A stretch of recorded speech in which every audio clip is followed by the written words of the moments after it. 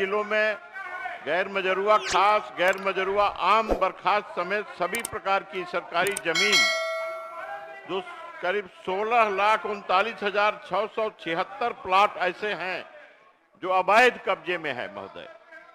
तो क्या उन अवैध कब्जों से सरकारी जमीन सरकार मुक्त कराना चाहती है? मैंने तो यह प्रश्न किया है महोदय, और उत्तर में ऐसा कुछ आया ही नहीं है। सरकार की मंशा अवैध जमीनों को मुक्त कराने की है कि नहीं, मैं तो यह जानना चाहता हूं महोदय। यह पहला है मेरा। अध्यक्ष महोदय, माननीय सदस्य की जो चिंता है वह उचित है। इनको मैं जानकारी दे दूं कि गैर मजरूआ आम, खास माल, कैसरेहीन विभिन्न विभागों के स्वामित्व से संबंधित लोक भूमि को अतिक्रमण से मुक्त कराए जाने का अनुरोध किया गया।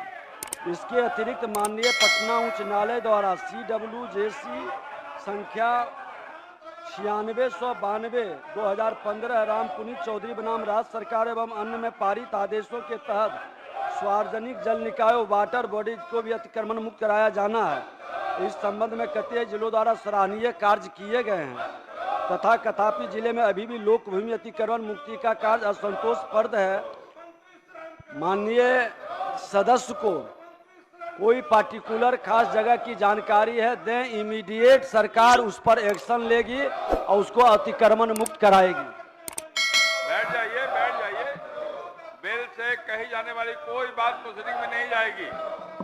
आसन ग्रहण करिए। शून्यकाल में आपकी बात सुनेंगे, शून्यकाल में सुनेंगे आपकी बात, शून्यकाल में सुनेंगे। बैठिए महोदय। पर्टिकुलर जमीन की बात मैंने नहीं की है। मैंने तो कुल सरकारी जमीन जो अवैध कब्जे में है उसे मुक्त कराने की बात की है महोदय।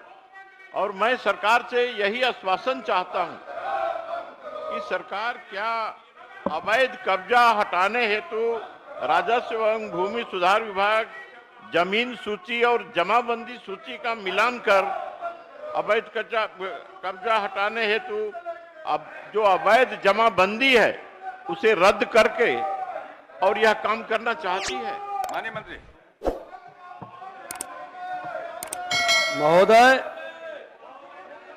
उल्लेखनीय है कि लोक भूमि अतिक्रमण अधिनियम 1956 की धारा 3 में अतिक्रमणवाद प्रारंभ किए जाने एवं अतिक्रमणकर्ता को नोटिस निर्गत कर कारण पूछा किए जाने का प्रावधान है। उक्त अधिनियम की धारा 2(1) में अतिक्रमण अधिनियम के अंतर्गत अंचल अधिकारी को समाहर्ता की शक्ति प्रदत्त किए जाने से संबंधित आदेश दिया गया है और हमने कहा कि हर जिले को ये आदेश निर्गत है और संबंधित पक्ष उस पर एक्शन भी ले रहे हैं।